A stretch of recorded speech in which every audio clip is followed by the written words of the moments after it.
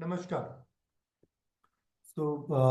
आज की क्लास शुरू करने से पहले मैं आपको थोड़ा सा अपने वुमेन वेलनेस कोर्स के बारे में बताना चाहता हूँ। उसके बाद फिर हम आगे बढ़ेंगे। तब तक बाकी और सारे पार्टिसिपेंट्स भी आ जाएंगे। सो प्लीज अपनी अपनी स्क्रीन ऑन करके कंफर्टेबल होके बैठ जाइए। हम अपने वुमेन वेलनेस कोर्स के बारे में थोड़ा सा आपको बताते हैं। उसके बाद फिर आगे बढ़ेंगे। फिर आपके सारे सवाल और पूरे टॉपिक पे आएंगे।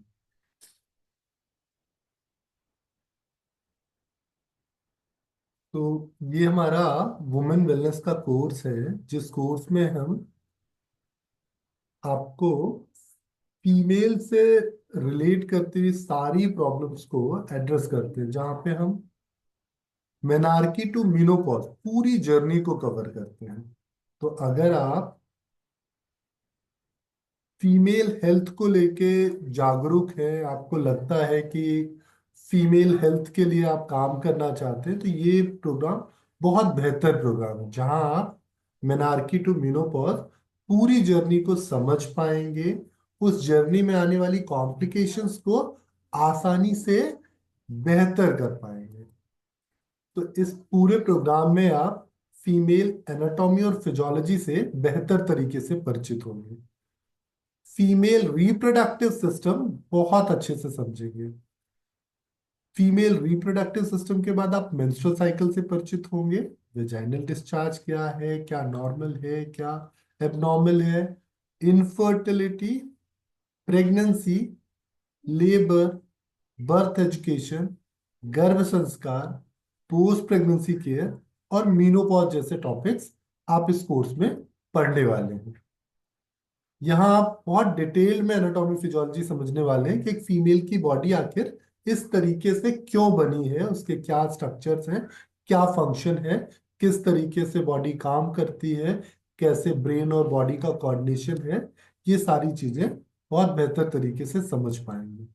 फिर रिप्रोडक्टिव सिस्टम, क्योंकि इसी सिस्टम को हम डिटेल पढ़ रहे हैं, तो यहाँ पे आप बहुत बेहतर तरीके से समझने वाले हैं कि फीमेल रिप्रोडक्टिव सिस्टम में एक्सटर्नल ऑर्गन्स क्या है, इंटरनल ऑर्गन्स क्या है, उनके स्ट्रक्चर्स कैसे बने हैं और ऐसे ही क्यों बने, किसी और तरीके से क्यों नहीं हो सकते थे, या उनका काम क्या है, उनका फंक्शन क्या है, ब्रेन और बॉडी से कैसे ये सारे ऑर्गन्स कनेक्टेड हैं, और फिर अगर इनमें कुछ प्रॉब्लम आती है तो पैथोफिजियोलॉजी क्या है।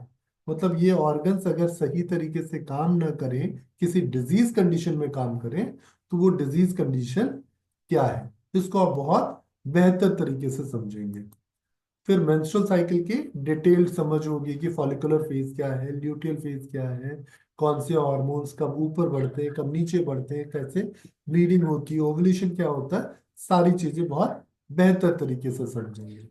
फिर आप पहुंचेंगे वेजाइनल डिस्चार्ज की ओर, जहां आप समझेंगे कि नॉर्मल वेजाइनल डिस्चार्ज क्या है, एबनॉर्मल वेजाइनल डिस्चार्ज क्या है, किस कारण से होता है, क्या इन्वेस्टिगेशंस कर सकते हैं, और क्या इसका बेहतर मैनेजमेंट हो सकता है। यहाँ पे हम आपको इस बार से आयुर्वेदिक कुछ फॉर्मुलेशंस भी पढ़ा रहे हैं। सो कुछ आयुर्वेदिक दवाइयों के बारे में भी आप जानोगे, जिससे आप फीमेल्स की जो स्पेशल कंडीशंस हैं उनको हेल्प कर पाओ। तो आयुर्वेदिक मेडिसिन और आयुर्वेदिक सप्लीमेंट्स भी इस बार हमने अपने कोर्स में इंक्लूड किया हुआ है। इनफर्टिलिटी, यहाँ आप बहुत डिटेल्ड पढ़ने वाले हैं। इनफर्टिलिटी कि क्या स्ट्रक्चरल कॉजेज हैं, क्या फंक्शनल कॉजेज हैं, कौन कौन से इन्वेस्टिगेशन होते हैं, लाइक अल्ट्रासाउंड की रिपोर्ट्स क्या है, ब्लड टेस्ट रिपोर्ट्स क्या है, और फिर इनको किस तरीके से नेचुरली मैनेज करना है। पूरा डिटेल्ड इनफर्टिलिटी आप यहाँ समझेंगे। फिर फर्टिलाइजेशन का पूरा प्रोसेस आप समझेंगे कि एग और स्पर्म किस तरीके से मिलते हैं और वो एक बेहतर इंसान बन जाते हैं। प्रेगनेंसी पे पहुंचेंगे तो प्रेगनेंसी को भी बहुत डिटेल पढ़ेंगे हम। एनाटॉमिकल चेंजेस क्या है, फिजियोलॉजिकल चेंजेस क्या है, अल्ट्रासाउंड रिपोर्ट्स पढ़ना ये बहुत जरूरी होता है कि प्रेगनेंसी में क्या डेवलपमेंट्स हो रही हैं, कैसे हो रही हैं, उनको समझने के लिए।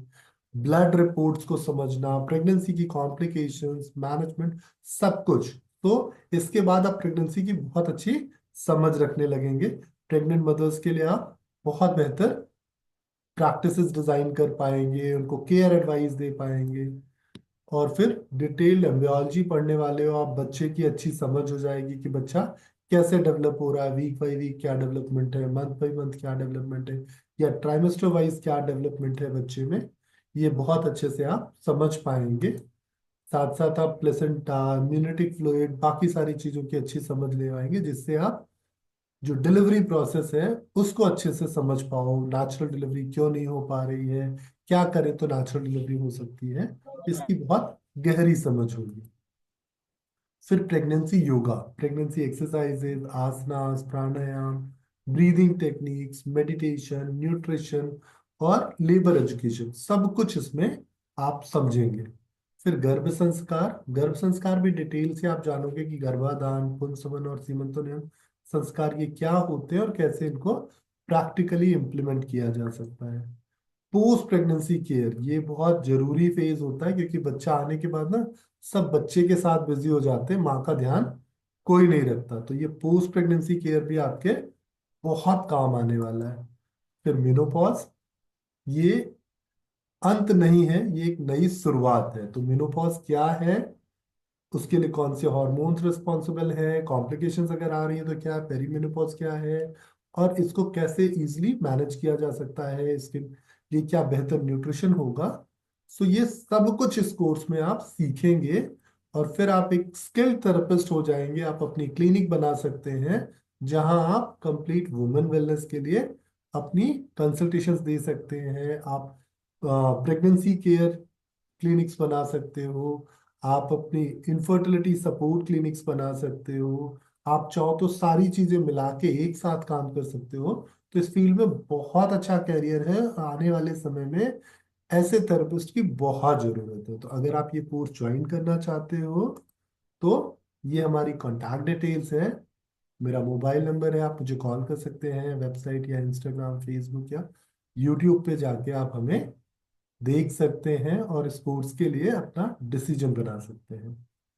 ये तो थी शुरुआत, अब चलते हैं काम की ओर। ठीक। तो जैसा कि कल इंटरनेशनल वुमेन्स डे भी था, इसीलिए आज ये कोर्स मैंने एक्सप्लेन भी किया सबको, कि आपको थोड़ी सी समझ हो जाए कि इस कोर्स में हम पढ़ाते क्या है।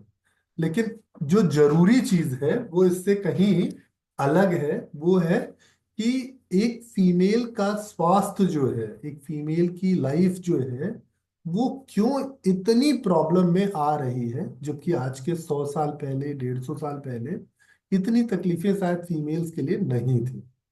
तो ये पूरा अगर आप बेहतर समझना चाहते हो तो आज की क्लास आपके बहुत काम की होगी। ठीक।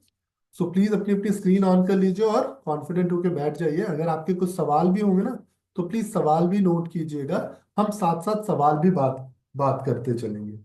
तो एक फीमेल की लाइफ के जो चैलेंजेस होते हैं, कॉमन चैलेंजेस की अगर मैं बात करूं, तो सबसे पहला चैलेंज मेनार्की का, पीरियड्स रेगुलर नहीं है, ब्लीडिंग ज्यादा है, पेन ज्यादा है, डिस्कम्फर्ट है, क्रैम्प्स आ रहे हैं, क्लॉट्स आ रहे हैं, ऐसे बहुत सारी प्रॉब्लम्स होती हैं। आपको पता है ये सारी प्रॉब्लम्स होती क्यों बोल है? इन सारी प्रॉब्लम्स बोल के सकते लिए बहुत सिंपल सी चीज रिस्पॉन्सिबल है, वो है उनके हॉर्मोन्स। तो अगर किसी फीमेल के इंडोक्राइन सिस्टम को बेहतर कर लिया जाए, तो मेरा पूरा विश्वास है करते हो कि ना। हम उनकी प्रॉब्लम्स को बहुत हद तक कम कर सकते हैं। तो अगर आप भी मेरी जैसी सोच रखते हैं कि आप फीमेल्स को सपोर्ट करना चाहते हो और उनकी इस प्रॉब्लम वाली जर्नी को ईज करना चाहते हो, तो आपको कुछ चीजें अच्छे से समझनी होंगी। माफ कीजिए। लाइक फीमेल रिप्रोडक्टिव सिस्टम बना कैसे है ना, इसमें ऑर्गन कौन कौन से हैं, like uterus, ovary, fallopian tubes, या ये काम क्या करते हैं, ये प्रॉब्लम्स करते कैसे हैं, कौन से हॉर्मोन्स हैं, ईस्ट्रोजन क्या है, प्रोजेस्टेरॉन क्या रोल प्ले करता है, एफएसएच क्या रोल प्ले करता है, इसकी बेहतर समझ आप यहाँ कर सकते हैं। तो चलिए हम पहले शुरुआत करते हैं कि मेंस्ट्रुअल साइकिल में ये प्रॉब्लम्स आती क्यों है। ठीक। मेंस्ट्रुअल साइकिल को समझने के लिए मैं फिर से आपको उसी डायग्राम पे लेके चलता हूँ। जो भी थोड़ी देर पहले हम चर्चा कर रहे थे।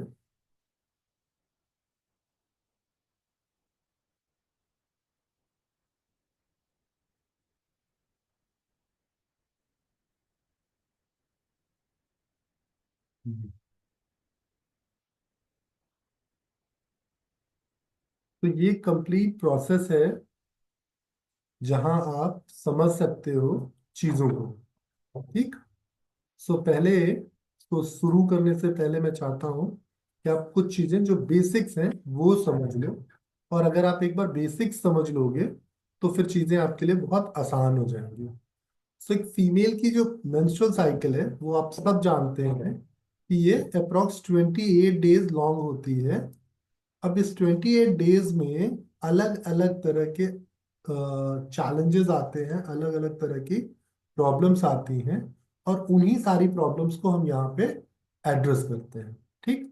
तो ये ग्राफ में आप देख रहे होंगे कि ये एक हार्मोन का लेवल है, जहाँ आप सारे हॉर्मोन्स को देख पा रहे हैं। फिर ये एक ओवेरियन साइकिल है और एक इंडोमेट्रियल लेयर है। मैं बहुत बेसिक से नहीं जा रहा हूँ क्योंकि मुझे लगता है कि कुछ लोग यहाँ पे ऐसे हैं जो थोड़ा समझते हैं। जो लोग बहुत बेसिक से पढ़ना चाहते हैं उनको हमारी कोर्स में आना होगा।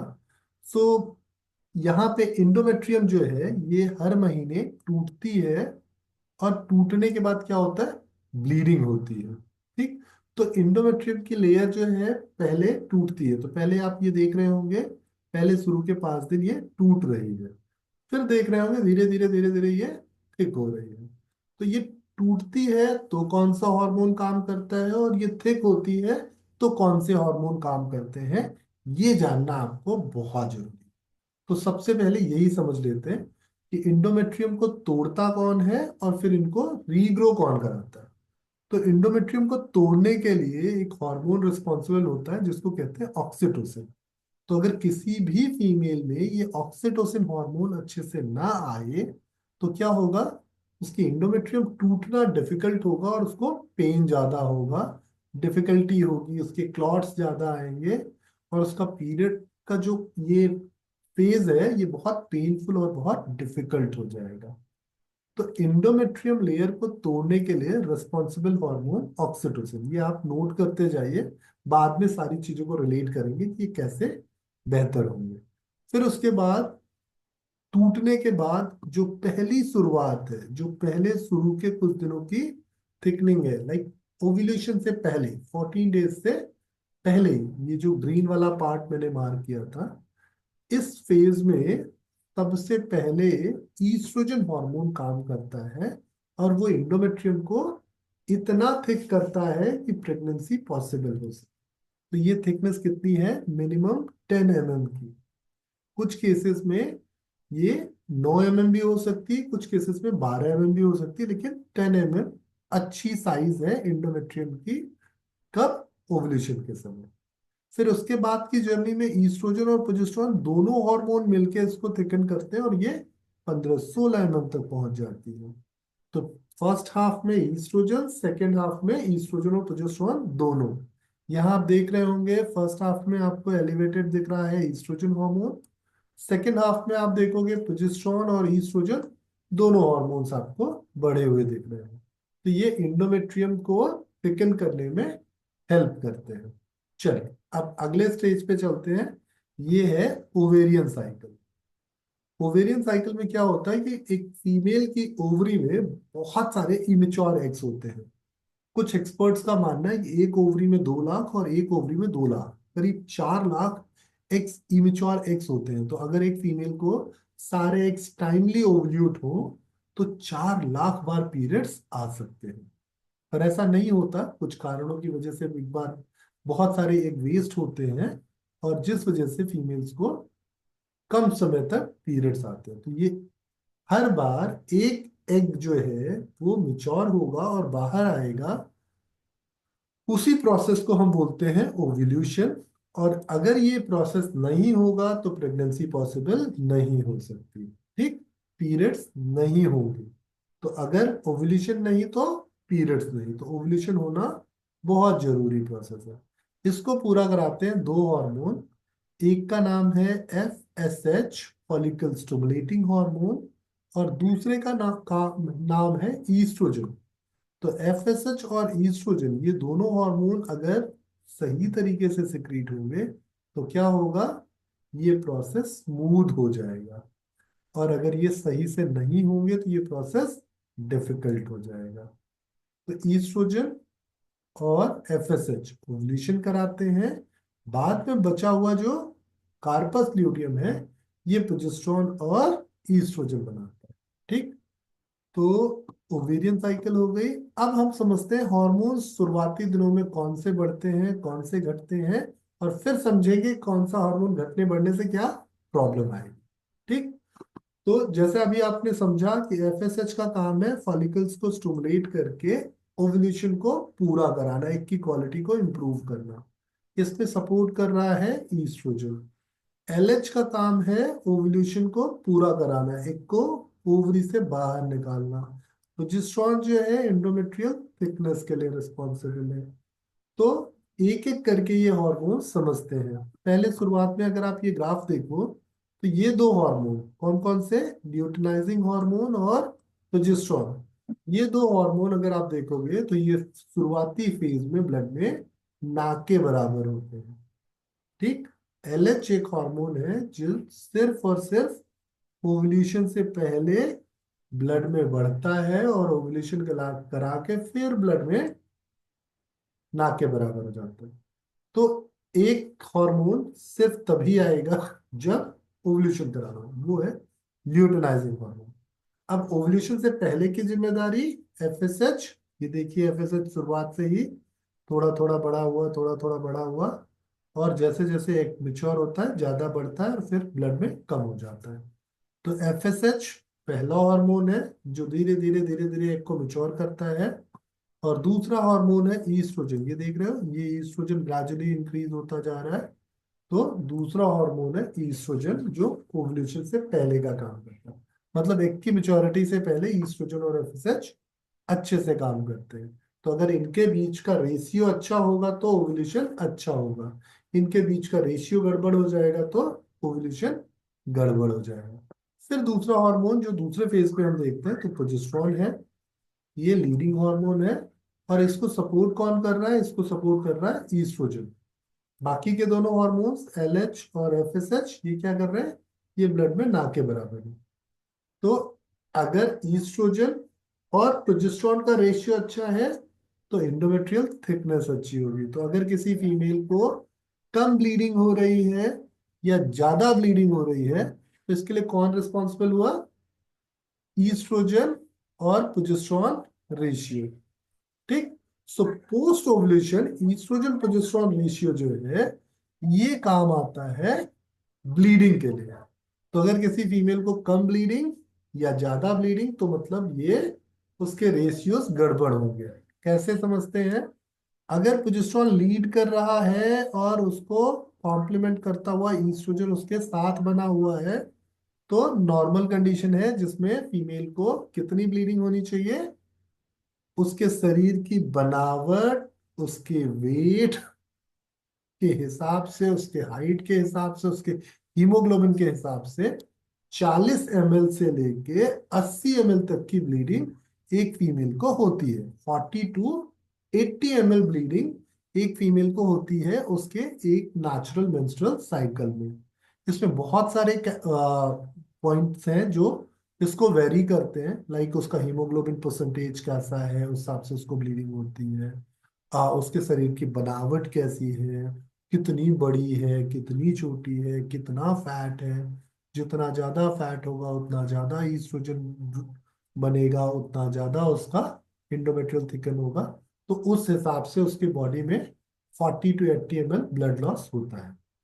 अब किसी को 80 ml से अगर ज्यादा ब्लड लॉस हो रहा है या किसी फीमेल को 40 ml से कम ब्लड लॉस हो रहा है तो ये चिंता की बात होती है। ठीक। तो ये ब्लड लॉस प्रोजेस्टेरोन और ईस्ट्रोजन डिसाइड करते हैं। फिर बात करते हैं दूसरे फेज पे जहां पे ये डिसाइड होता है कि पीरियड आएगा नहीं आएगा, प्रेगनेंसी होगी नहीं होगी। तो पीरियड्स आएगा नहीं आएगा ये FSH और ईस्ट्रोजन मिलके डिसाइड करते हैं। तो अगर इनका रेशियो गड़बड़ हो जाए तो पीरियड्स डिले हो जाएगा। एफएसएच और ईस्ट्रोजन का रेशियो पीरियड्स डिले कर देगा। और अगर एफएसएच और ईस्ट्रोजन के रेशियो में ज्यादा अंतर आ जाए तो पीरियड्स क्या होगा, जल्दी हो जाएगा। मतलब अगर ईस्ट्रोजन और प्रोजेस्टेरोन सही रेशियो में है, यहाँ एफएसएच कम होता जा रहा है, ईस्ट्रोजन बढ़ता जा रहा है, तो पीरियड डिले होगा। अगर ईस्ट्रोजन कम हो रहा है, एफएसएच बढ़ रहा है, तो पीरियड जल्दी आ जाएगा।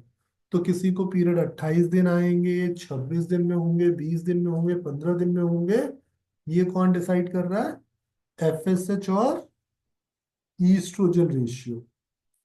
और पीरियड्स में ब्लीडिंग कम या ज्यादा होगी, पेन कम ज्यादा होगा, ये डिसाइड कर रहा है ईस्ट्रोजन और प्रोजेस्टेरोन रेशियो। तो जब ईस्ट्रोजन और प्रोजेस्टेरोन रेशियो आपने समझ लिया, आपने समझ लिया कि एफएसएच और ईस्ट्रोजन रेशियोज ये रिस्पॉन्सिबल है, तो अब ये भी समझना कि जरूरी होगा ना कि ये हॉर्मोन्स बनते कहाँ हैं और ये किस तरीके से काम करते हैं कि पीरियड्स डिस्टर्ब हो जाए। बहुत सिंपल सी बात है। वैसे तो इसके लिए मुझे स्लाइड रखनी चाहिए थी, पर मुझे लगा था इंट्रोडक्शन ही दूंगा, पता नहीं बहुत ज्यादा साइंटिफिक हो जाए तो बच्चों को ऐसा ना लगे कि बहुत टेक्निकल है। तो जब हम पढ़ाते हैं तो इतनी जल्दी और इतना तेज नहीं पढ़ाते, फिर तो हम एक एक चीजों को बहुत धीरे धीरे आगे ले जाते हैं। लेकिन अभी जस्ट आपको एक इंट्रोडक्शन देना था मुझे, तो इसलिए मैंने थोड़ा स्पीड रखा है इसको, और कुछ चीजों को बहुत इजी और छोटे तरीके से बताया, बहुत डिटेल नहीं किया। तो इसलिए अदरवाइज मत लीजिएगा, जब आप कोर्स में आओगे तो ये बहुत बेहतर समझ में आएगा। चलिए अब चलते हैं, ये हॉर्मोन्स बनते कहाँ से हैं और कैसे बिगड़ते हैं। सो ईस्ट्रोजन हार्मोन जो है ये बनता है ओवरी में, लेकिन इसको बनाने के लिए हाइपोथैलेमस नाम का एक ग्लैंड है हमारा, जो रिलीज करता है जीएनआरएच। तो अगर जीएनआरएच हाइपोथैलेमस ढंग से नहीं रिलीज करेगा तो ओवरी से ईस्ट्रोजन कम बनेगा। ठीक है। और अगर जीएनआरएच हाइपोथैलेमस से ज्यादा रिलीज होगा तो ईस्ट्रोजन हो सकता है ज्यादा बने। तो जैसे जैसे ईस्ट्रोजन और इसका रेशियो गड़बड़ हो रहा है, मतलब जीएनआरएच भी गड़बड़ आ रहा है। अब दूसरा हार्मोन जो है वो है एफएसएच और एलएच। ये कहाँ से आता है, ये आता है पिट्यूटरी से। पिट्यूटरी को आपने सुना ना, ये मास्टर ग्लैंड होती है आपकी और बहुत सारे फंक्शंस रेगुलेट करती है। सो पिट्यूटरी जो है वो बनाती है एफएसएच और एलएच, और ये भी काम करती है हाइपोथैलेमस के, जो हाइपोथैलेमस का सिक्रीशन है ना। तो जीएनआरएच अगर हाइपोथैलेमस अच्छे से बना रहा है तो फिर पिट्यूटरी अच्छे से काम करेगी। लेकिन अगर जीएनआरएच अच्छे से नहीं आ रहा तो पिट्यूटरी अच्छे से काम नहीं करेगी। तो दोनों ही चीजें किससे है, हाइपोथैलेमस से है। हाइपोथैलेमस कहाँ होता है, आपके ब्रेन में। वैसे तो मुझे एक स्लाइड लेनी चाहिए थी इसकी, पर चलिए कोई नहीं, नेक्स्ट टाइम। सो हाइपोथैलेमस आपके ब्रेन में है, उसके चारों तरफ एक लेयर कवर्ड है जिसको बोलते हैं मेनिंजस लेयर। तो जब इस मेनिंजस लेयर में सूजन हो जाती है, जब इस मेनिंजस लेयर के स्ट्रक्चर में कुछ डिफेक्ट आता है, तो प्रॉब्लम चालू होती है किसकी, हाइपोथैलेमस के अंडर या ओवर फंक्शन।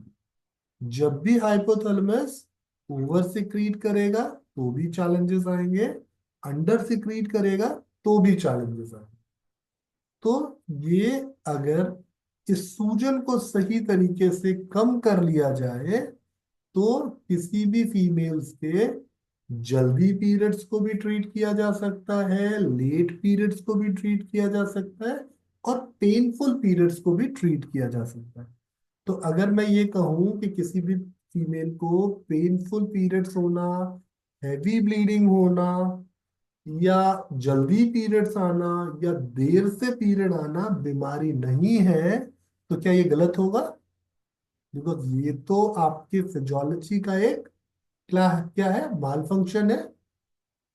तो अगर आपकी फिजियोलॉजी माल फंक्शन करेगी तो आपके पीरियड्स इरेगुलर होंगे, डिफिकल्ट होंगे।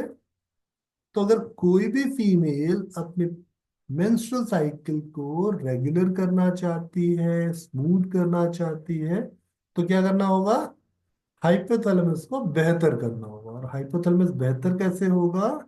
क्रेनियल प्रेशर कम करके।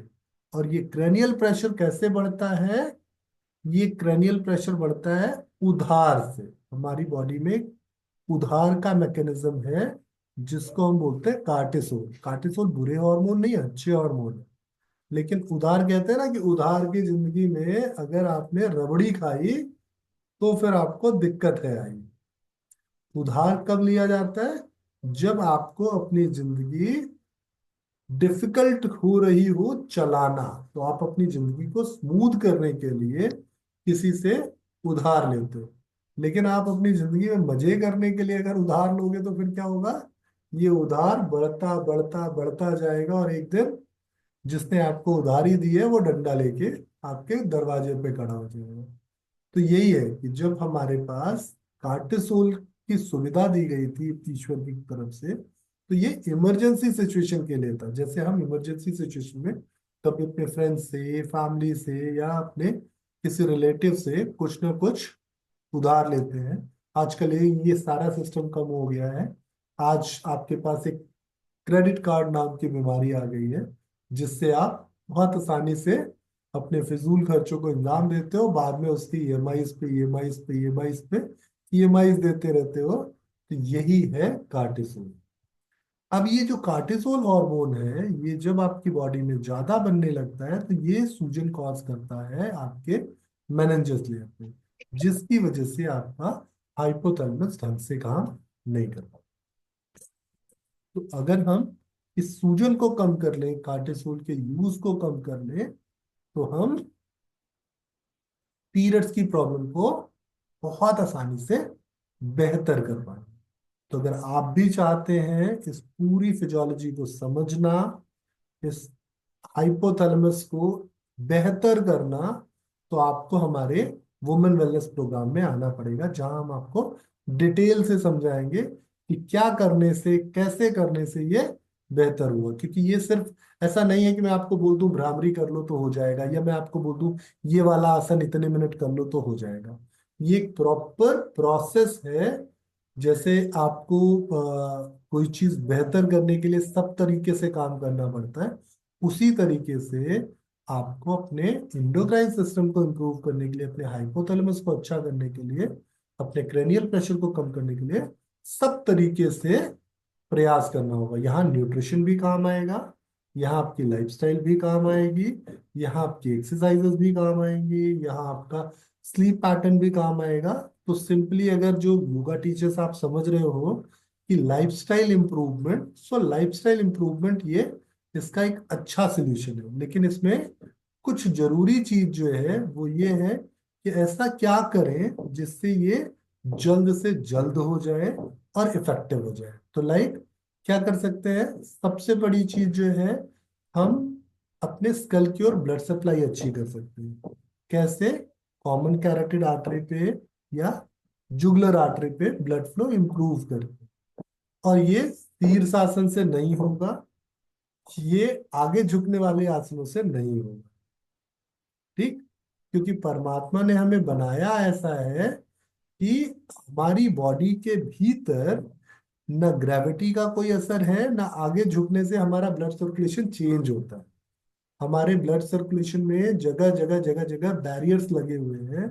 तो इसलिए हम चाहे उल्टे खड़े हो चाहे सीधे खड़े हो, हमारी बॉडी में ब्लड एक समान स्पीड से ही चलता है। नहीं तो क्या होता कि आप खड़े होते तो सर्कुलेशन स्लो हो जाता, लेटते तो बढ़ जाता। पर ऐसा नहीं होता।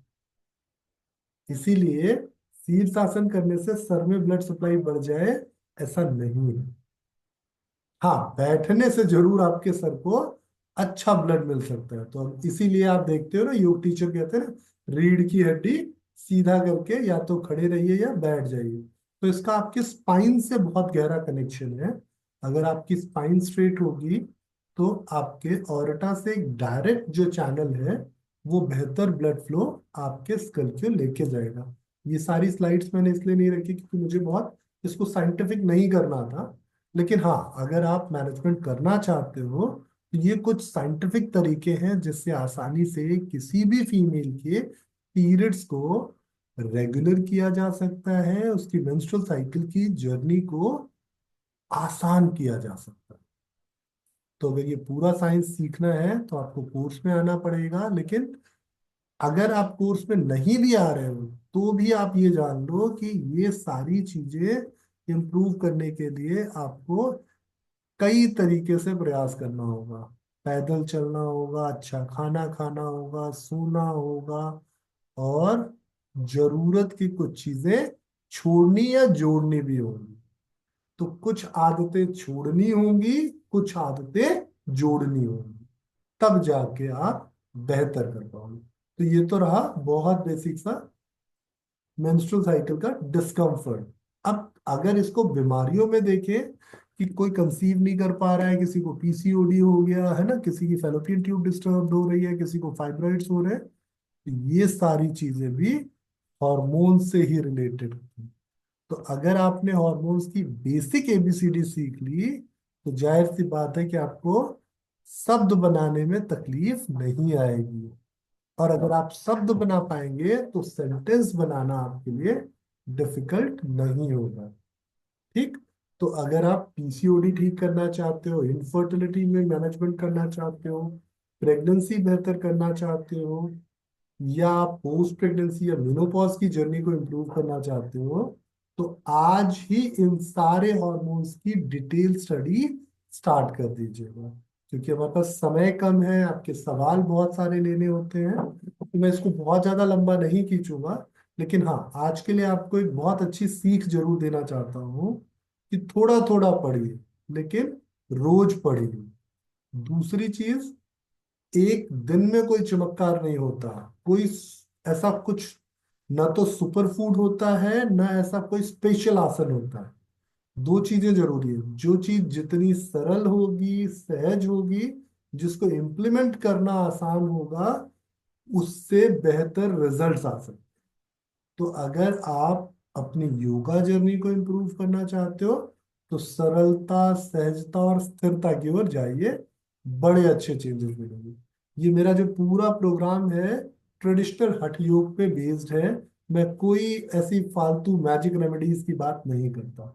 न मैं मॉडर्न साइंस का विरोधी हूँ, न मैं आयुर्वेद का विरोधी हूँ, न मैं किसी चीज का बहुत पुरजोर समर्थक हूँ। हाँ, ये जानता हूँ कि जीवन को बेहतर रखने के लिए हर किसी से दोस्ती बनाए रखनी पड़ेगी। जहां मॉडर्न साइंस की जरूरत होगी वहां मॉडर्न साइंस काम आएगा, जहां ट्रेडिशनल साइंस की जरूरत होगी वहां ट्रेडिशनल साइंस काम आएगा, और जहां आपके परिवर्तन की जरूरत है वहां ये दोनों काम नहीं आएंगे, आपका परिवर्तन ही काम आएगा। ठीक। तो अगर इसी सिद्धांत के साथ आप प्रैक्टिस करोगे तो मेरा विश्वास मानिए बहुत अच्छे अच्छे चमत्कार कर सकते हो। ठीक है। चलिए, तो अब आपके सवाल लेते हैं। जिनकी स्क्रीन्स बंद है वो अपनी स्क्रीन्स ऑन कर लें। जो लोग रिकॉर्डेड कोर्स देख रहे हैं वो भी अपने सवाल पूछ सकते हैं। और आ जाइए, पहला सवाल निधि राय आप ही से पूछते हैं। चलिए, जी सर। बोले। सर मेरे पास मेरा ये पर्सनल क्वेश्चन है। जी। सर मैं कुछ अभी एक दो मंथ से कुछ चीजें फेस कर रही हूँ। अभी तक मैंने डॉक्टर के यहाँ पे अप्रोच नहीं किया जाने का। लाइक ये एक्ने आप शायद देख पा रहे हो। जी हाँ, जी हाँ, बिल्कुल देख पा रहे हैं हम। तो ये ना पिंपल फ्री स्किन हो ही नहीं रही है। पहले टीनेज में तो ऐसा था कि पिंपल्स आ रहे जा रहे, लेकिन कुछ दो तीन मंथ से मैं ऐसा फेस कर रही हूँ कि लाइक मैंने ऐसे भी पिंपल अभी फेस किए, लाइक फोड़ा, हम्म, इतने बड़े बड़े पिंपल। हम्म। अभी जनवरी, लास्ट जनवरी से लेके मार्च के फर्स्ट वीक तक अभी थोड़ा बहुत रिलीफ है। और लाइक भूख नहीं लग रही है, इस टाइप की चीजें हो रही हैं। तो ये क्या रीजन हो सकते हैं? बिल्कुल निधि, ये हम इसको ठीक करेंगे। पर पहले मैं जी। आपको बता दूं कि जो ये प्रॉब्लम आपकी है ये मेरी भी है। जी। मतलब मेरी थी कभी, मेरी नाक पे हम्म। थी, तो ये पिंपल्स के निशान अभी भी है। हालांकि नाक मेरी जी सर। अजीब सी हुई भी इन्हीं पिंपल्स की वजह से, क्योंकि मैं जब छोटा था तो मैं इनको फोड़ फोड़ के इनके कील निकाला करता था। जी जी जी। ये पिंपल्स जो है, पहले तो ये जान लीजिए कि ये बीमारी नहीं, ठीक। जी बिल्कुल। तो अगर आप पिंपल्स के लिए परेशान हैं तो आज से ही जौ, जौ जो खाते हैं ना रोटी बना के, जौ जी जी लीजिए। जी। और चिलौंजी, चिलौंजी जो है वो एक ड्राई फ्रूट में आप देखते होगे, एक सॉफ्ट सॉफ्ट सा जी जी। चिलौंजी। अचार की चिरौंजी। तो जौ और चिलौंजी, इन दोनों चीजों को रात को भिगो दीजिए। मतलब आप जी इक्वल क्वांटिटी में दोनों चीजें लीजिए, रात को भिगो दीजिए। जी सुबह जी इसका एक बारीक सा पेस्ट बना लीजिए। पर ये बारीक पेस्ट भी एकदम ऐसा फाइन मिक्सी में एकदम पाउडर जैसा नहीं बनाना, थोड़ा सा ये दरदरा सा हो। इस जी पेस्ट को, इसमें बहुत ज्यादा आपको, जब आप इस पेस्ट को बनाने के लिए पीसेंगे ना, तो इसमें बहुत ज्यादा पानी नहीं डालना। जी सर। इस पेस्ट को आपको हल्के हल्के हल्के हल्के पूरे स्किन पे लगाना है। जी और फिर गुनगुने पानी से या ताजे पानी से फेस को धुल लेना। फिर अपने चेहरे पे जी कुछ भी साबुन और क्रीम नहीं लगानी है। क्लीन करने के लिए आप अगर कुछ लगाना चाहते हैं तो वो बेसन लगा सकते हैं। ठीक। जी ये तो हो गई केयर टिप्स। इसके पीछे का जो साइंस है वो समझ लीजिए कि जी हमारी स्किन पे जो है ना, कुछ हेयर फॉलिकल्स होते हैं, कुछ रोम छिद्र होते हैं। जी इनके सर। बीच पे एक मतलब आप समझो, वैसे तो ये सेवियस ग्लैंड्स होती हैं जो सीवम बनाती हैं जिससे कील बनती है। तो जी जब सर। आप ये करोगे प्रोसेस, तो वो कील बनने की प्रोसेस रुक जाएगी। ये कील सफेद भी हो सकती है और ब्लैक डॉटेड भी हो सकती है। तो ये जी प्रोसेस रुक जाएगा तो नया पिंपल नहीं फॉर्मेट होगा। तो ये जी पहली चीज है जो आपको करनी है। ये आज से ही चालू कर सकते हैं। अब आते हैं सिस्टमेटिक इम्प्रूवमेंट में कि ये हो क्यों रहा है। तो जी सर। बुद्धिमत्ता की निशानी है ये। आप कितने, 25-26 साल के हैं? जी सर 26। हाँ, 25-26 साल की हैं, बिल्कुल सही जगह में पहुंचा था। तो अभी आपकी बुद्धिमत्ता एकदम चरम पे पहुंच गई है ना। अब आप अपनी बुद्धि को सही दिशा दीजिए। दरअसल क्या है जी कि सर। आप अपनी बुद्धि का सदुपयोग नहीं कर पा रहे, इसलिए आपकी बुद्धि आपको परेशान कर रही है। जी तो अब आप अपनी बुद्धि को क्या करती है, वैसे आप योग शिक्षक है? जी सर, मैंने अभी कोर्स किया हुआ है इसका। अच्छा। बाकी मेरी जॉब भी चल रही है सर। अच्छा, किस किस तरह की नौकरी कर रही है आप? सर आईटी फील्ड में। अच्छा, कहाँ रहती है आप? सर अभी तो वर्क फ्रॉम होम चल रहा है। रहते कहाँ है आप? मैं सागर एमपी। अच्छा, एमपी के। सागर मध्य प्रदेश। अच्छा। जी सर। मध्य प्रदेश वाले तो वैसे बुद्धिमान होते हैं। तो आप अपनी बुद्धिमत्ता का गलत उपयोग कर रही है, इस वजह से ऐसी दिक्कत हो रही है। देखिए, मेरी बात को अदरवाइज मत लीजिएगा। जी सर। जी जी दरअसल क्या बिल्कुल। होता है कि हमारे पास परमात्मा ने जो बुद्धि दी होती है, वो दिया होता है दो का। जी एक तो अपनी बॉडी को बेहतर चलाने के लिए, दूसरा जी सर। सोसाइटी में कुछ कंट्रीब्यूट करने के लिए, लोगों को कुछ हेल्प करने के लिए। जी ना आप अपने शरीर को ढंग से चला रही हैं, और न ही आप सोसाइटी को हेल्प कर रहे हैं। ठीक है, मैं जी जानता हूँ कि सर। आप अपने काम के जरिए हो सकता है कि कुछ इम्पैक्ट जरूर डाल रहे हो, लेकिन वो काम भी आप मन से नहीं कर रहे हैं। आप उस काम को भी इस तरीके से कर रहे हैं कि ठीक है, काम है। तो जब ये कंडीशन होती है ना, तो सबसे बड़ी दिक्कत होती है कि हमारी बॉडी मैक्सिमम कार्टिसोल कंज्यूम करती है। जी सर। और इससे आपका दिमाग बहुत चलेगा, आपको बेचैनी रहेगी, थकान जी रहेगा, सर। आलस रहेगा, बहुत सोने की इच्छा होगी। ये सारी चीजें बढ़ जाएंगी। तो आज से ही रोज 6 किलोमीटर पैदल चलना चालू कर दीजिए। ठीक। एक दिन में 6 किलोमीटर चलेंगी तो हो सकता है दूसरे दिन पैरों में दर्द हो। तो आप धीरे धीरे इसको बढ़ा जी सकते हो कि पहले 2 किलोमीटर चलो, थोड़े दिन 2 किलोमीटर चल के फिर इसको 3 कर दो, फिर थोड़ा 3 किलोमीटर चल के फिर इसको 4 कर दो। और विद इन अ मंथ आप 6 किलोमीटर पे पहुंच जाओ। पर ये 6 किलोमीटर रोज चलना चालू कर दो। आप 1 महीने बाद हमें आके फिर बताइएगा कि आपकी ये प्रॉब्लम भाग गई कि नहीं भाग गई। ठीक है। जी सर। इससे सस्ता और अच्छा इलाज अगर कोई भी डॉक्टर आपको दे सकता है, तो मुझे लगता है कि जी मैं ये सर। पूरी प्रैक्टिस छोड़ सकता हूँ, क्योंकि ये सर सबसे एक सस्ता और चीज अच्छा और इलाज। मैं। जी सर। सर मैं एक चीज और शेयर करना चाहूंगी। मैं कुछ टाइम से, जैसे बचपन नहीं, ये पीरियड्स का टाइम जब से शुरू हुआ है, उस चीज में मैं अभी कुछ 6-7 महीने से चेंजेस देख रही हूँ।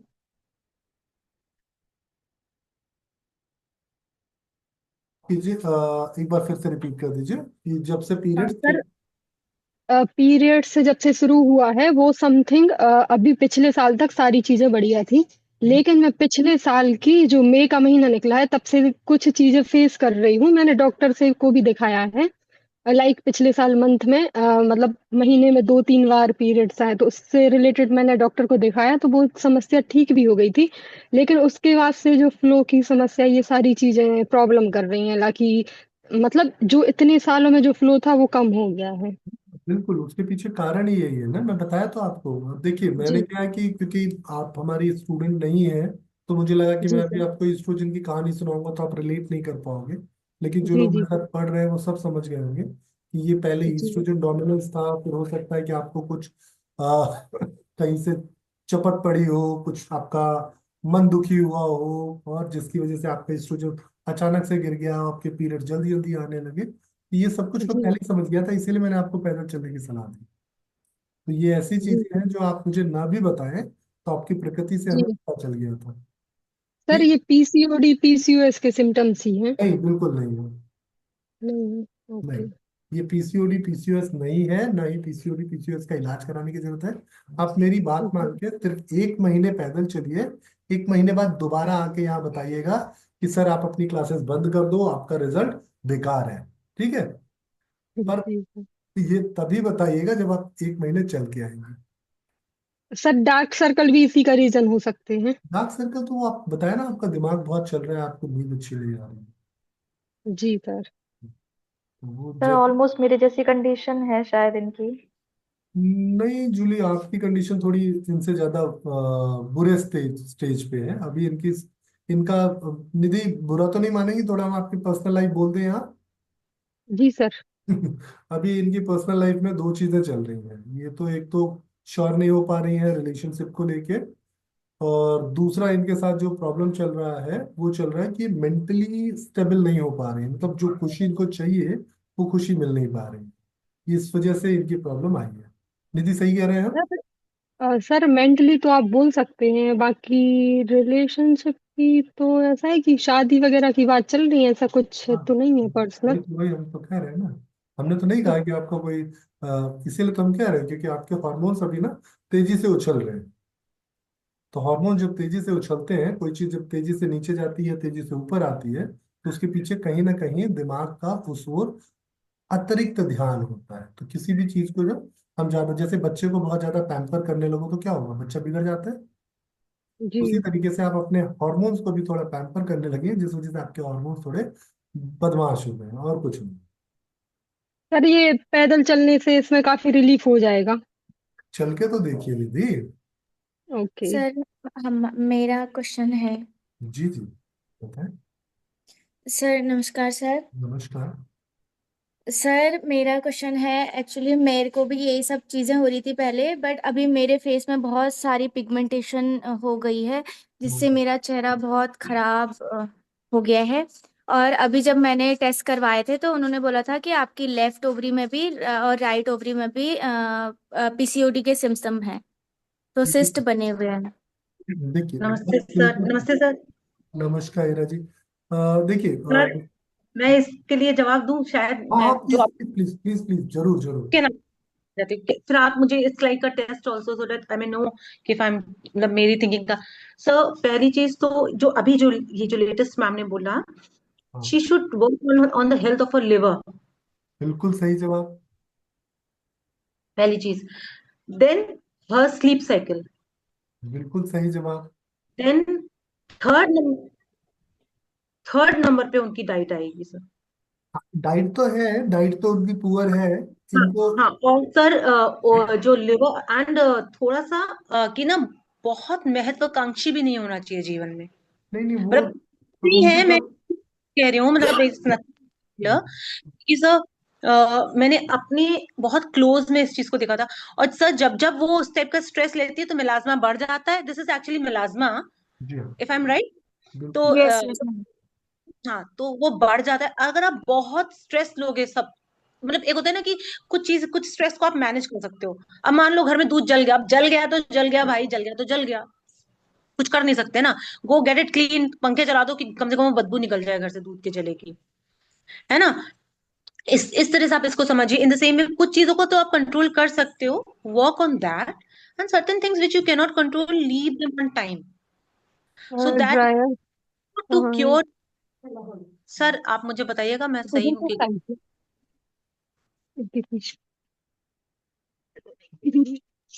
सर नहीं, आप हैं। बिल्कुल सही है आप, लेकिन यहाँ पे एक चीज मैं जोड़ूंगा कि ये प्रथम आपका नाम तो नहीं है, आई एम श्योर आपके बच्चे का नाम प्रथम है। नहीं, मेरा नाम राधा है। हाँ जी सर।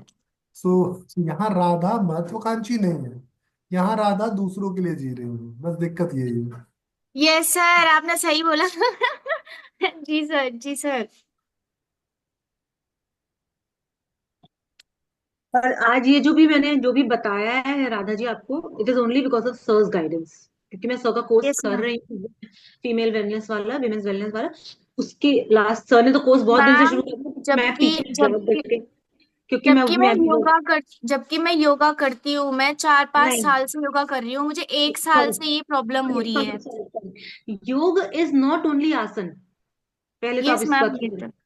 जी इस मैम। चीज को, आई एम सॉरी सर, मैंने आपको बिल्कुल कवर अप कर लिया, मेरा बिल्कुल ऐसा कोई बिल्कुल। इंटेंशन नहीं है। नहीं, तो तो बिकॉज योग मतलब is not only asana, is not only yoga, asana is the third limb of yoga. उसके पहले यम और नियम भी आता है, और यम और नियम हुई को अगर आपने फॉलो कर लिया तो 90% of your life problems get solve. Asana तो बहुत बात की बात है, asana is for good physical being, that's it. थोड़ा सा हम ग्लैंडुलर सिस्टम पे काम कर सकते हैं, थोड़ा सा फैट के शेप के, जिसका आउटकम इज गुड शेप। अगर आपने नियम नियम और आसन को ठीक से फॉलो किया, धारणा ध्यान प्रत्याहार तो बहुत दूर की बात है, आपने उन तीनों को ठीक से फॉलो किया डिसिप्लिन से, तो आपका जीवन के 90% प्रॉब्लम सॉल्व हो जाएंगी, पहली चीज। दूसरी चीज, एक गुड मिनट में यहाँ शेप इज, एक मिनट में यहाँ रोकूंगा, माफ करें, क्योंकि यहाँ जब हम सिर्फ इनकी बात अगर कर रहे हैं तो ये बहुत ईमानदार लेडी है। दूसरी बड़ी बात है कि ये बहुत चीजों को बेहतर करती है, मतलब ऐसा नहीं, दिमाग से भी ये अच्छी लेडी है। इनकी खासियत जान लीजिए कि अगर इनको कोई रिस्पॉन्सिबिलिटी दी गई है तो ये मरते मराते उसको बेहतर करती हैं। दूसरी बड़ी चीज इनके साथ क्या है कि ये अपनी सेहत के लिए भी उतनी ही जागरूक है। ऐसा नहीं कि ये खाना गलत खाती हैं या ये एक्सरसाइज नहीं करती, इनके साथ वो प्रॉब्लम ही नहीं है। इसके पीछे की जो प्रॉब्लम है वो कुछ और है। वो क्या है वो देखिए, वो होता है कि जब आपका मन किसी भी ये जनरली क्या होता है कि ईस्ट्रोजन जब आपका पहले डोमिनेटेड था, पर अब आप ईस्ट्रोजन को सप्रेस कर रहे हो, लेकिन आपका लिवर उसको मेटाबलाइज नहीं कर रहा, जिसकी वजह से ये कंडीशन आती है। तो जो आपने लिवर हेल्थ की बात की थी, बिल्कुल सही बात की थी कि लिवर हेल्थ इनका बेहतर होना चाहिए था आइडली। ये अभी आप कितने 31-32 साल के हो? सर 30। हाँ, 31-32 साल की एज में है। दरअसल ये हुआ इस वजह से ऐसा, क्योंकि जब इनकी शादी हुई होगी तो हम श्योर ये 22-24 साल की रही होंगी। सर 17 की। हाँ, देखिए शादी बहुत ही जल्दी हो गई थी। यही रीजन है कि ये इतनी कम एज में आई। अगर यही शादी इनकी 26-28 में होती तो ये कंडीशन इनकी 40-42 की होती। तो दरअसल अब इनकी लाइफ में जो है ना, सबसे बड़ा गोल क्या है, ये कुछ लोगों के आसपास जी रही हैं अपने आप को बेहतर करने के, और वहां पे इनको जो रिस्पॉन्सिबिलिटी है वो पूरी मिल रही है, लेकिन जो अप्रिशिएशन है वो पूरा नहीं मिल रहा है। क्या होता है कि जब हमें हमारे काम के लिए कोई अप्रिशिएट कर दे तो हम बहुत तेजी से निखर आते हैं।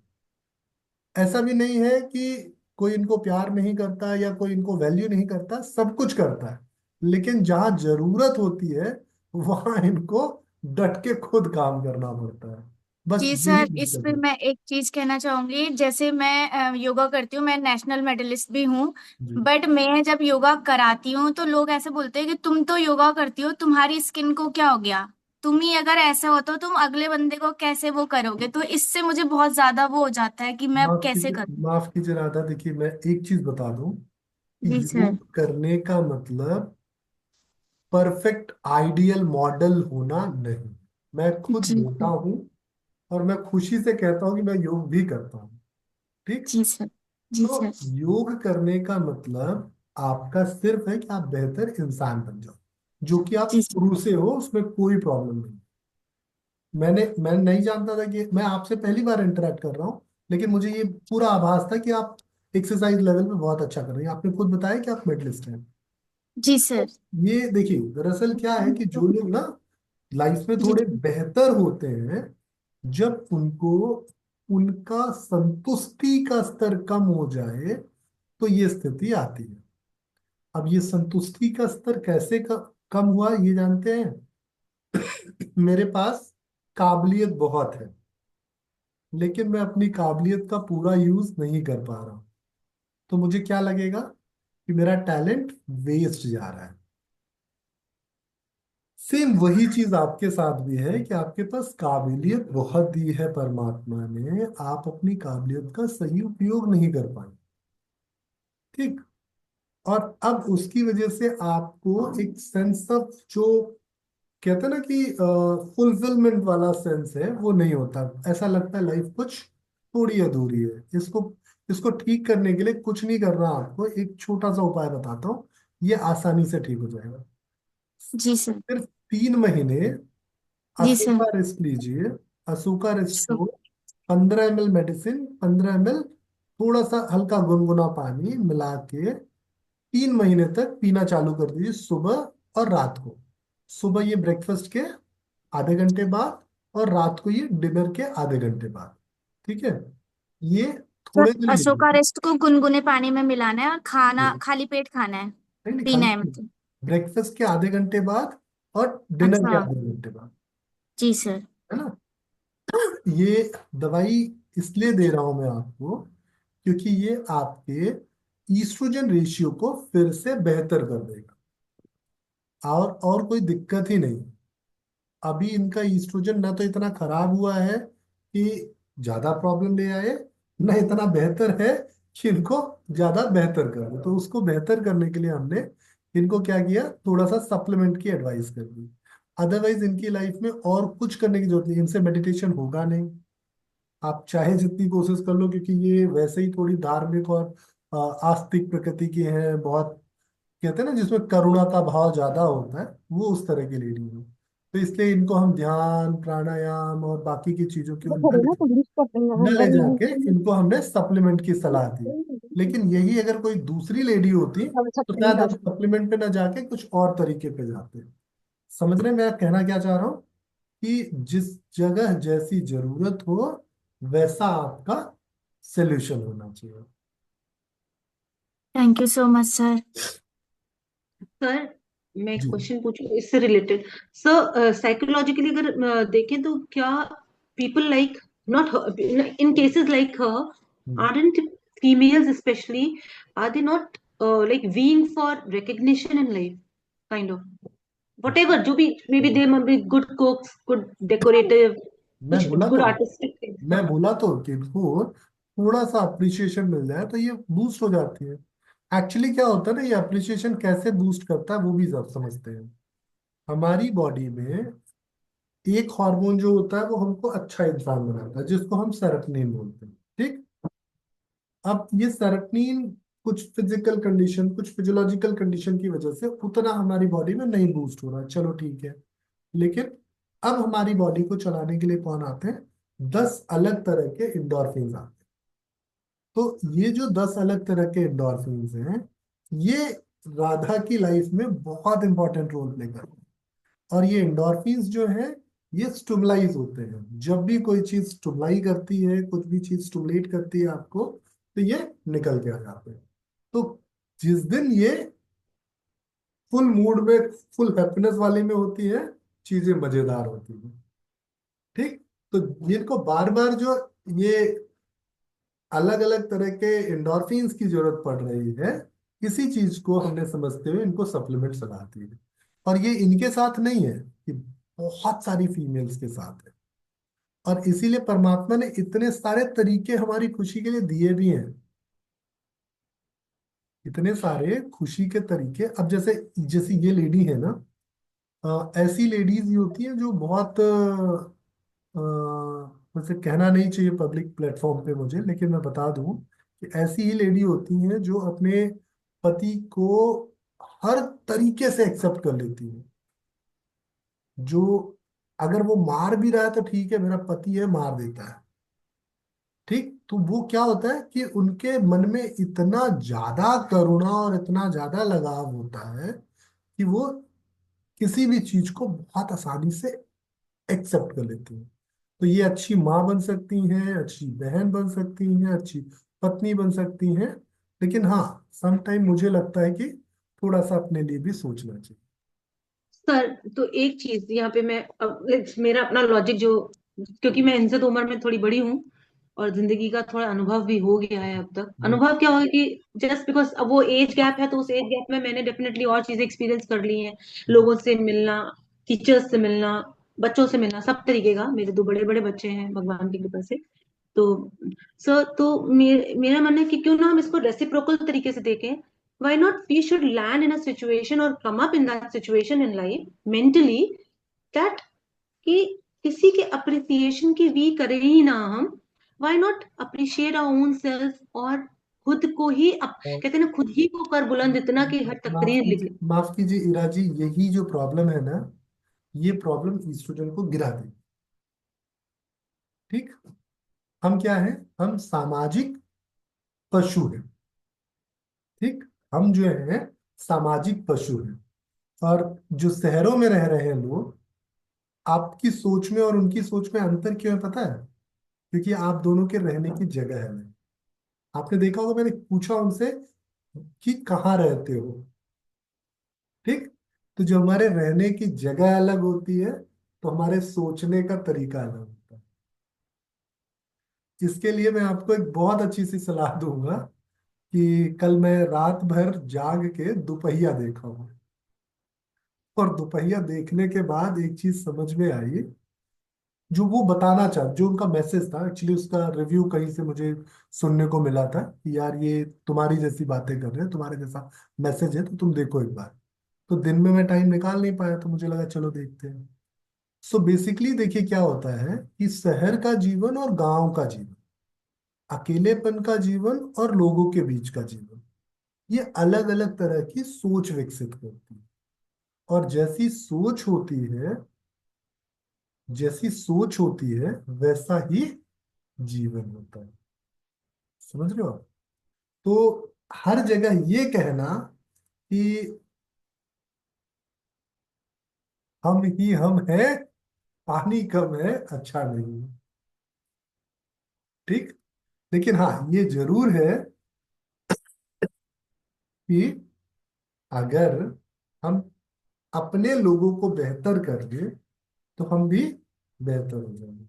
ये भी एक पैटर्न ऑफ हार्मोन है। ओके तो सर, मेरे को थैंक यू। तो इसलिए कभी कभी अपनों को गिफ्ट भी देना चाहिए, और कभी कभी अपनों से गिफ्ट लेना भी चाहिए। ये क्या होता है? ये सिर्फ हमारी खुशी का आदान प्रदान होता है। आपने देखा ना, हमारे जितने रिचुअल्स हैं, सब में हमने क्या बनाया हुआ है? चाहे मुस्कुराते हुए शगुन का लिफाफा दो, चाहे उड़ते हुए दो, हम लिस्ट बना के रखते हैं किसने कितना दिया है। देखा है आपने? सोचो ये प्रथा कब विकसित हुई होगी और क्यों हुई होगी? कि बड़ी वाली भाभी ने तो अंगूठी दी थी, हमें भी अंगूठी देनी पड़ेगी। ये प्रथा सोचिए क्यों विकसित हुई थी, कभी सोचा आपने? जो हमारा ये पूरा समाज है ना, ये जिसने भी इसको ये स्वरूप दिया है, बहुत सोच के दिया है। मतलब बहुत वैज्ञानिक तरीके से हमारा समाज बना है। हम शहर में रहने वाले लोग शायद अपने पड़ोस वाले फ्लैट के लोगों से परिचित ना हो कि उनके जीवन में क्या चलता है। लेकिन वास्तव में हमारा जो सामाजिक परिवेश बना था, उसमें ये था कि हम जिनके आसपास रहते हैं, उनकी शक्ल देख के भी हम समझ जाएं कि अंदर क्या चल रहा है।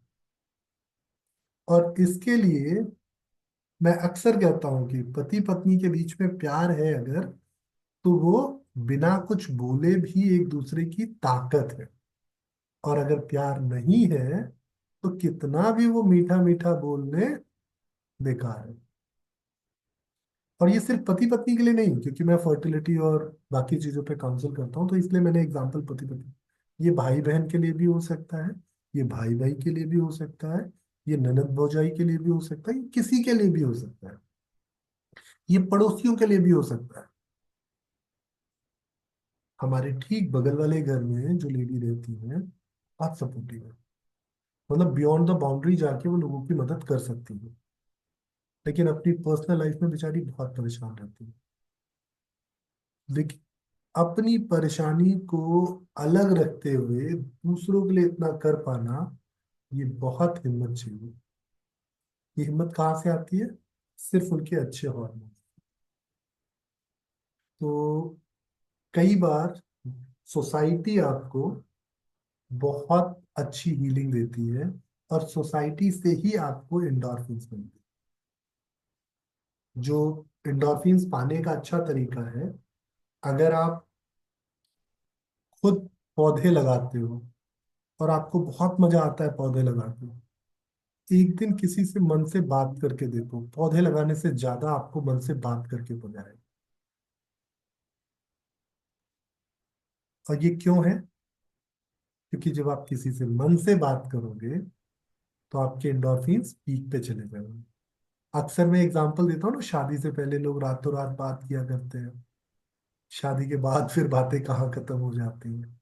यही कारण है, क्योंकि वो एंडोर्फिन्स बूस्ट होना कम हो जाते हैं, इसलिए ज्यादा लंबी, ज्यादा बातें नहीं हो पाती। पर इसका मतलब ये नहीं कि दोनों के बीच में लगाव या प्यार की कमी है, या दोनों एक दूसरे के लिए कमिटेड नहीं है। मोस्ट ऑफ कपल्स में ये देखा है मैंने कि वो एक दूसरे के लिए मरने मारने पे भी आ जाएं, लेकिन उनके पास एक दूसरे को स्टिमुलेट करने के लिए वर्ड्स नहीं है, इमोशंस नहीं है, अफेक्शंस नहीं है। तो ये क्या है? ये एक तरीके से हॉर्मोन्स की हानि है। समझ रहे हो आप? माँ जब बच्चे को मेरा गोद पे लेती है तो कैसे लेती है? जी माफ कीजिए, प्लीज बोले अंजू। अंजू बोले, आप कुछ बोल रहे जी थे। सर, मेरा क्वेश्चन है कि आपने जहाँ पे बोला था कि हमारा, जी सर, आवाज आ रही है? बिल्कुल। हेलो, मेरी आवाज आ रही है सर? जी। बिल्कुल आ रही, तो बोलो। मेरा, जी जी, मेरा क्वेश्चन ये था कि आपने बोला था कि ब्लड सर्कुलेशन जो हमारा है वो चाहे हम अगर सिर नीचे कर रहे ऊपर कर रहे जैसे भी है तो वो हमारा सामान्य रहता है। हाँ बिल्कुल। लेकिन मेरे साथ हुआ है कि मैंने एमआरआई करवाई थी और मुझे माइग्रेन बताया गया था।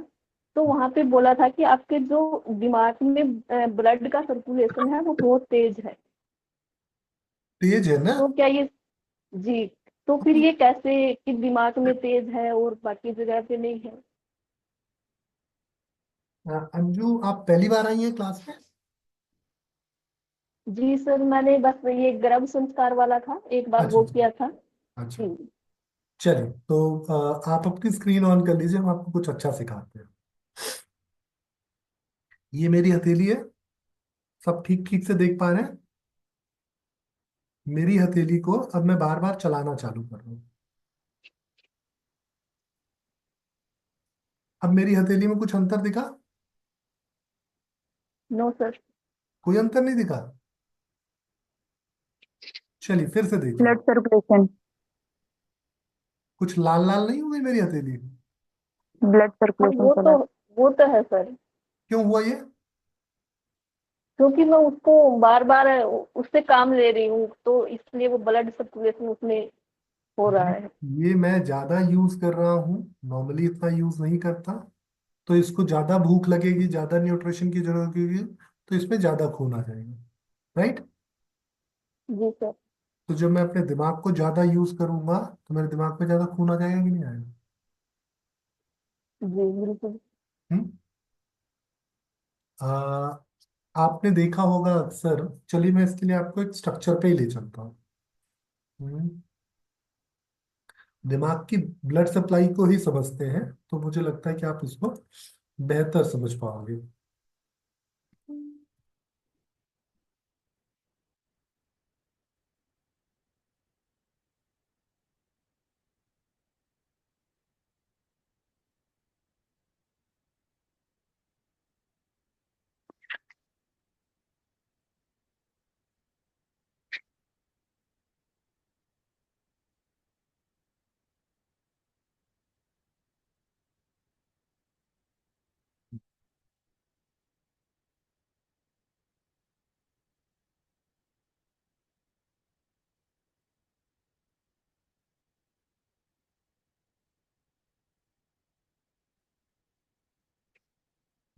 छोटा सा है ना,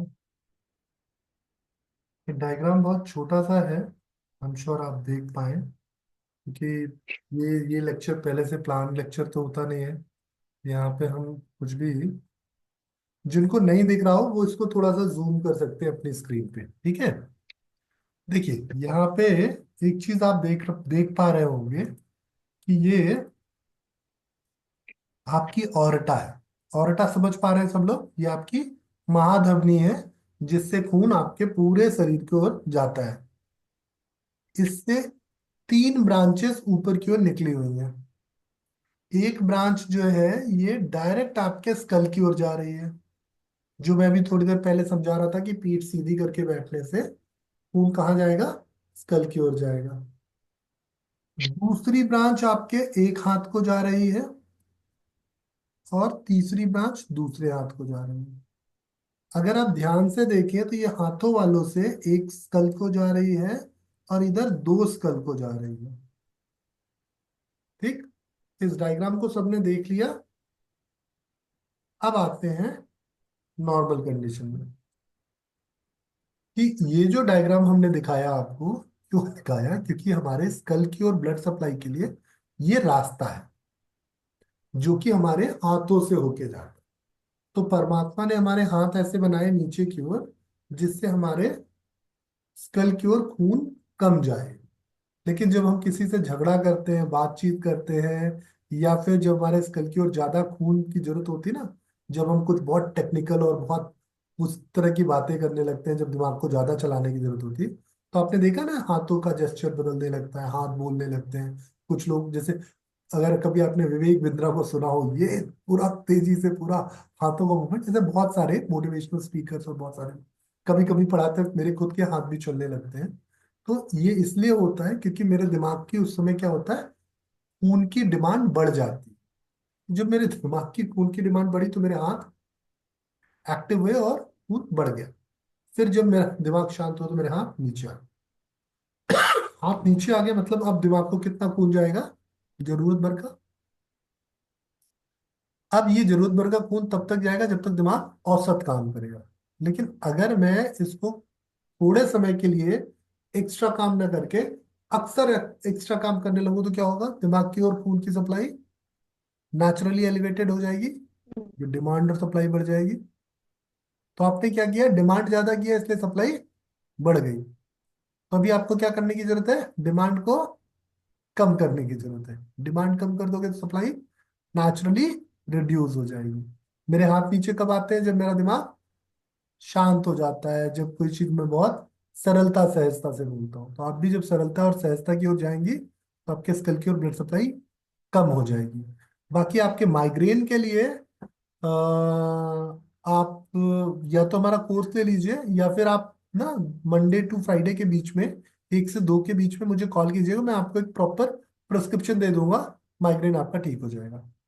माइग्रेन बीमारी नहीं है, माइग्रेन एक बुरे हॉर्मोन्स की कंडीशन है जिसकी वजह से प्रॉब्लम आती है।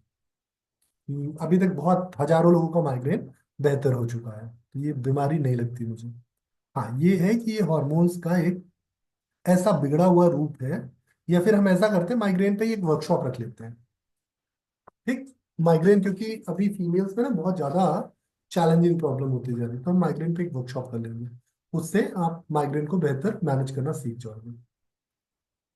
चलिए दूसरे सवाल की ओर चलें। सर नमस्ते सर, मेरा एक क्वेश्चन है जी, कि सर ये जो एंडोमेटेरियम की लेयर होती है कितनी थिक होने पर ये मैनोरेजिया की प्रॉब्लम क्रिएट करता है, और एंडोमेट्रोसिस जो एक डिजीज होती है वो उसको बोलते हैं कि ये हो जाती है, कितनी लेयर कितनी एमएम पे है ये डिक्लाइन होता है, मतलब डिसाइड होता है। देखिए ये मेनोरेजिया जो है ये 15-16 की लेयर पे भी हो सकता है, और ये 20 की लेयर पे भी हो सकता है। मेनोरेजिया लेयर की वजह से नहीं होता, ठीक। पहले ये समझिए मेनोरेजिया होता क्यों है। मेनोरेजिया होने के पीछे का रीजन है एक्सेस ऑक्सीटोसिन का प्रोडक्शन। अब जैसे आप किसी काम के लिए एक लेबर को 5 दिन के लिए हायर करते हो, राइट। अब उसी काम के लिए अगर आपने 5 लेबर हायर कर लिए तो कितने दिन में पूरा हो जाएगा वो?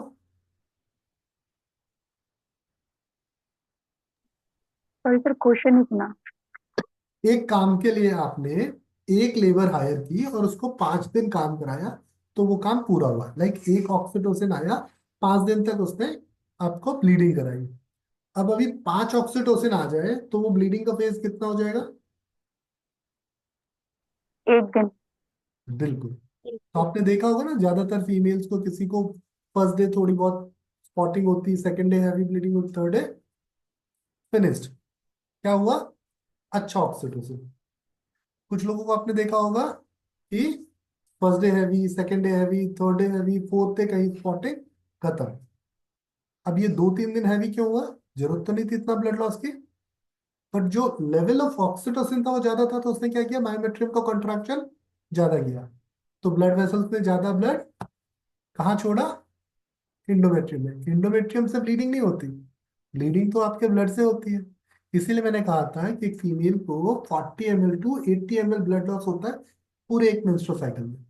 ये किस पे वेरी करता है? आपका हीमोग्लोबिन कैसा है, आपका हाइट वेट कैसा है ना? तो अगर आपका हाइट वेट, हीमोग्लोबिन, सब कुछ चीजें इसी तरीके से, सही तरीके से काम करेंगी तो आपको ब्लीडिंग कम होगी। सही तरीके से सब काम नहीं करेंगे तो ब्लीडिंग नेचुरली ज्यादा होगी। तो इंडोमेट्रियम मोटा होना या पतला होना जरूरी नहीं है, इंडोमेट्रियम को तोड़ने में लगने वाला ताकत जो है ये जरूरी है। आप देखो, वही इंडोमेट्रियम, उतनी ही मोटी इंडोमेट्रियम होती है प्रेगनेंसी के टाइम पे, लेकिन वो कितनी ब्लीडिंग कॉज कराती है? पोस्ट डिलीवरी आपने सुना ना, लोगों को 15-15 दिन की ब्लीडिंग होती है। सो वो ब्लीडिंग इंडोमेट्रियम की नहीं है। आपने सुना होगा कई बार लोगों को डिलीवरी के बाद फ्रेश ब्लीडिंग इतनी ज्यादा हुई कि डेथ हो गई। पोस्टमार्टम हेमोरेज बोलते हैं, ये बहुत कॉमन कंडीशन होती है। पहले तो इससे बहुत ज्यादा डेथ होती थी, अभी तो फिलहाल हमारे पास एंटीडॉट्स और बहुत कुछ। तो आपका क्लॉटिंग फैक्टर मैटर करता है। किसी भी इंसान का ब्लड कितनी देर में रुकेगा ये उसके क्लॉटिंग फैक्टर पे है। सबने वो, मुझे लगता है कि 10वीं 12वीं में पढ़ा हो ना, वो क्लॉटिंग फैक्टर वाला जो ग्राफ पढ़ते थे हम, प्रोथॉम्बिनेशन प्रोसेस। इसके लिए एक टेस्ट भी होता है, जिसमें प्रोथॉम्बिनेशन टाइम नोट करते हैं, आपके ब्लड को क्लॉट होने में कितना समय लगता है। तो ये सबका डिफरेंट डिफरेंट होता है, तो उस हिसाब से आपकी ब्लीडिंग होती है। सर 2 days ब्लीडिंग नॉर्मल है कि कम बिल्कुल है? नॉर्मल है। सर मेजरमेंट का आप बता रहे थे, तो वो कैसे मेजर कर सकते हैं? क्या ब्लीडिंग? जी सर, आप 18 ml बता रहे थे ना कि होना चाहिए ऐसा कुछ। भाई बहुत सिंपल है। आप जो सैनिटरी पैड्स यूज करते हो, या जो आप टेम्पोस यूज करते हो, या जो आप मेंस्ट्रुअल कप्स यूज करते हो, सब पे लिखी होती है वो कितना मैक्सिमम स्टोरेज है उनका।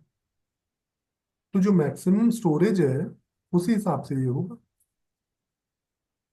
तो सिंपली आपने क्या करना है, आप अपने मेंस्ट्रुअल कप का साइज देख लो और कितनी बार उसको आप वॉश आउट कर रहे हो, कितना ब्लड लॉस हो रहा है, अपने आप समझ में आ जाएगा। या आप जो पैड्स यूज करते हो उसका मैक्सिमम आप एब्जॉर्प्शन देख लो, आपने कितने पैड्स चेंज किए आपको पता चल जाएगा। सर वो ध्यान नहीं देते ना अब्जॉर्प्शन का भी, इससे इसलिए पूछा। नहीं, वो थैंक यू सर। आप नहीं ध्यान देते हो, बट बेसिकली जो आइडियल तरीका है टू एस्टिमेट, जब आप डॉक्टर के पास जाते हो, आप बोलते हो ना बहुत ब्लीडिंग हो रही है, तो डॉक्टर पूछती है ना कि कितने पैड चेंज किए दिन में। हम्म।